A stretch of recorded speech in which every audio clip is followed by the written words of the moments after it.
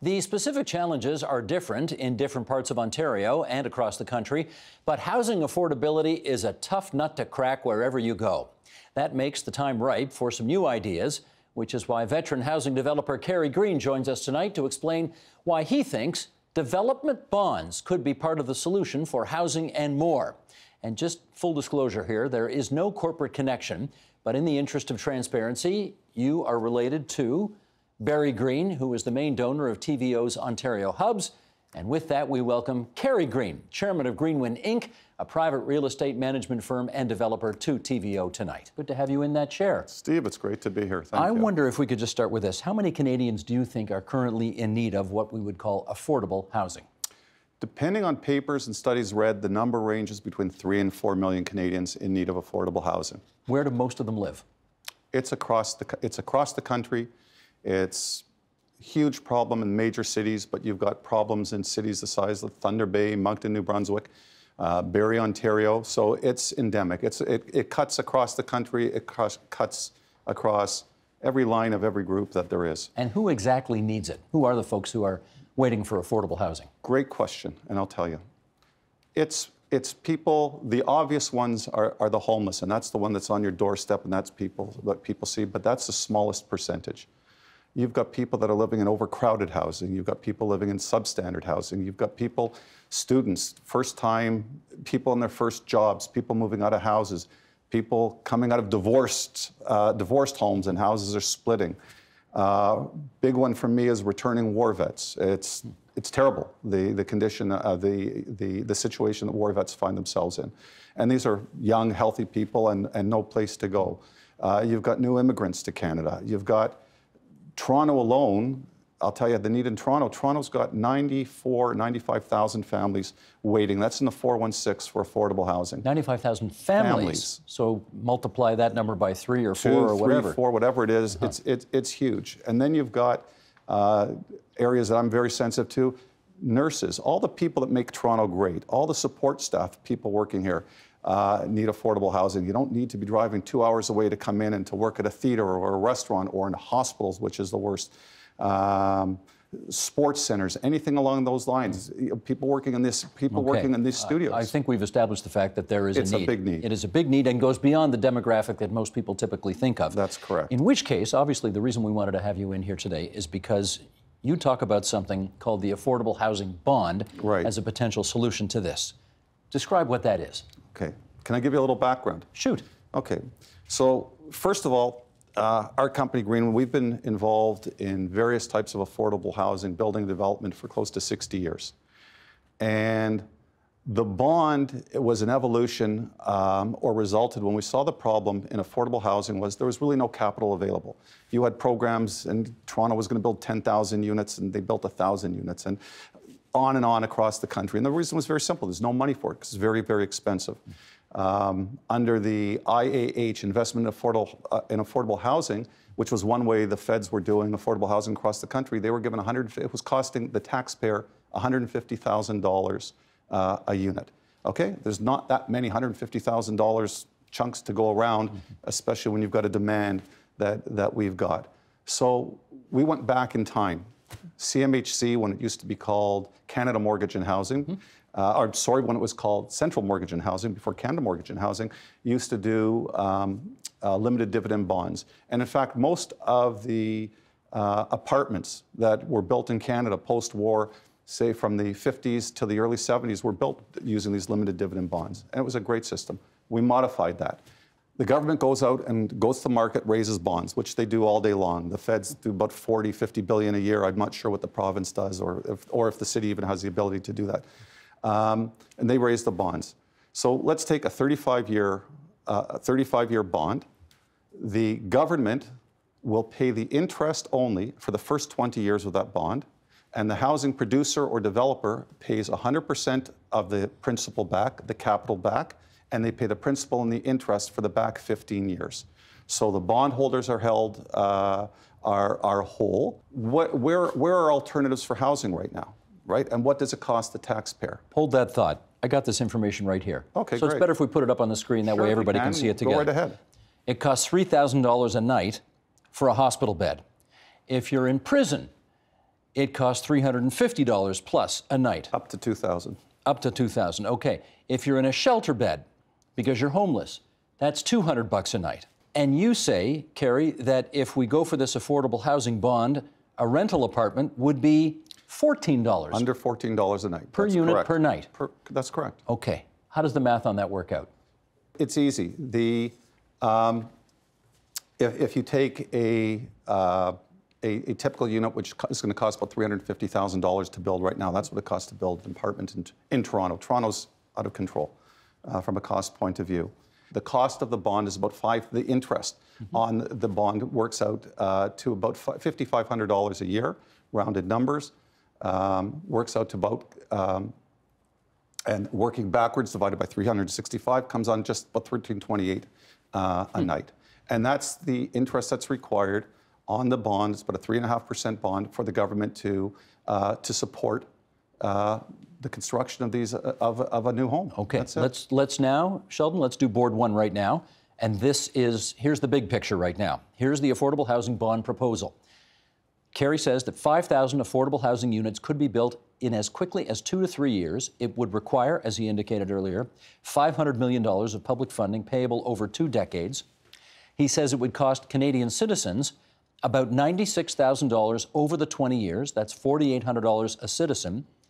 And again, your math says this would save citizens $100 billion over 20 years. Sure. $100 billion in savings over 20 years? I'll explain. It's very simple. Okay, tell us how we get there. Where that's based on is, and it's unique to Ontario, and a big problem in Ontario.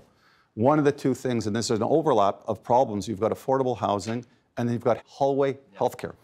The cost of having 5,000 people, that's what's in Ontario hospitals a night, they're known as ALCs, that's the acronym the hospitals come up with, alternative level of care. That's 5,000 people in hospitals who don't need medical care, they're there as a form of housing, okay?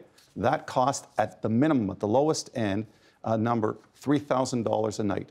That's $15 million a night. That's just over $5 billion a year, okay? These are the numbers that we're dealing with. And a lot of that, and we'll come back to it, comes out of federal transfer payments. So having 5,000 beds taken in Ontario's hospital system, which is about 14 or 15% of the beds, is a contributing factor to the hallway healthcare situation. Gotcha. If you take $500 million once, spread that over 20 years, okay, and let's see, and you allocated it, 100% of that, to getting people out of the hospitals and putting them to affordable housing, that will now eliminate. Frees up all those beds. It frees up $5 billion in our healthcare system on an annual basis. And you take that $5 billion over 20 years, and that's $100 billion of savings. Let's say I'm off by 10%, I'm off by 20%. It's massive numbers, and it's low-hanging fruit. So let me ask you this. Sure. If the math on this is so blindingly obvious, how come we're not doing it? It's a matter of information and education. Shows like this are very important to get it out. Housing symposiums where I speak at, get it out. The City of Toronto Affordable Housing Office adopted this in principle several years ago. We've got major unions behind it. We've got major, pretty much everybody who's heard about it and understands it wants to support it. But it's a government decision. And in fairness, it's really a federal decision because they are the largest players in the affordable housing industry. In which case, have you talked to Adam Vaughan about this? I've talked to Adam Vaughan about it. What does he say? Adam was very positively disposed towards it, but he's not the decision maker. It's got to go up to Morneau, and it's got to go up to a few other people. But here's my logic. They've allocated $40 billion over the next 10 years as part of the national housing strategy. And part of that strategy, because it's not all about building affordable housing, but part of it, they want to build 100,000 homes over that 10-year period. At $500 million for 5, it's actually under $9 billion, like under 20% of that amount that's allocated could solve the problem across the country. And if the feds step up, it's fantastic. They've already allocated the money. If they've allocated $40 billion, we want to take, like a 20th or an 80th, rather, 500 million of that, do a pilot project. But what I would really like to see is allocate a good chunk of that in Ontario, in Toronto, And, you know, let's start getting rid of that hallway healthcare, because it's a horrible experience if you've ever seen it. Indeed. And you know, I get where you're coming from here. There are going to be people who are going to look at this and say, this is private industry and private investors profiting off of the delivery of what traditionally we think of as social services. Is that accurate? It's not at all. I mean, who do you think, who produces all of the affordable housing, the social housing? It's produced by you guys build it, right? It's produced by the private sector. Yeah. It's done in conjunction with different levels of government. It's no different than infrastructure. It should be considered infrastructure. It's such a major need in the country. And the private sector is the most organized to do it. What the government has, and if the government's objective is to solve this problem, the government's got the thumbprint that goes on the bond. And actually, one of the head bond traders from CIBC World Banks, he said this will go out at a lower rate than a Canada bond, because it's going to be backed by multi-residential, affordable rental units in Canada's major cities, which by definition are 100% occupied all the time. They're full. Right. The demand is so great, you can't have vacancy unless something really goes awry. So if this is an affordable housing bond, what does it pay back? Once the bond is paid back by the housing producer, by the development, by whatever group is producing the houses, they're paying the principal back and the interest for the back 15 years. So the interest is what? Like what would you make on this? What kind of profit can you make on this if you're doing it? We're building affordable rental units. The returns, they'll grow over time, but when you start, let's put it like this, you have to be a complete masochist to be in this business, okay? Because there's no returns for several years. You're doing it because you believe in it. You're doing it because you've got a commitment to affordable housing, and you've got to understand why it's so important to Canada. And this is my contention. I try to get politicians in particular to understand this. We've got between 10 and 14% of the population is not properly housed, okay? In a country whose the underlying value of the Canadian dollar, of the Canadian economy, it's not natural resources, not our weather, it's social stability. The reason people come and invest in Canada is because of our social stability, and it's been that way for hundreds plus years. When you've got 14% of your population not housed, you start to see cracks in that social cohesion. veneer, cohesion, however you want to put it. And if that starts to happen and it becomes widespread, if you think the dollar's tanking now, it's a very serious issue. Okay, and that's why it's so important for the whole country. I know you said a few moments ago that basically you had unions, you had business, you had some members of government on side with this. There is an economist, we've had him in this studio before, David McDonald from the Canadian Centre for Policy Alternatives, who calls these bonds similar to, quote, a dragon's den approach to social services. What do you think of that characterization? I don't know him. I don't know where he's coming from. And I think it's a silly characterization. I think it's meaningless. Why do you think this will work? Has it worked anywhere else? Well, bonds and development bonds have been around for years and years and years. But has it been tried anywhere else? Very similar similar bonds have been used throughout the United States in particular. California, New York State, Florida, they've used them. Development bonds have been used, and in fairness, Ontario used them. Canada used them for the longest period of time. Canada was using the limited dividend bonds, which is a very similar concept to it there. Have you talked to the Premier about it? I will be speaking to the Premier, I believe, in the next little while. So, and hopefully he's receptive to it. I think it's a great idea, and it's a great mix of the private sector and the government. So hopefully it's a fit for him. So what exactly? Be specific here. What exactly do you need to hear from governments to make this happen? It's so easy, and I've worked with people at CMHC. They need the feds to adopt the policy and say, okay, let's take $500 million, if that's the number. I like the number because it works, as I say, with the hallway healthcare, and put it out there. Let's get these bonds out there. They can be issued tomorrow. The government issues bonds all the time. All we want to say is, okay, we're going to take that $500 million, we're going to put it out in this manner.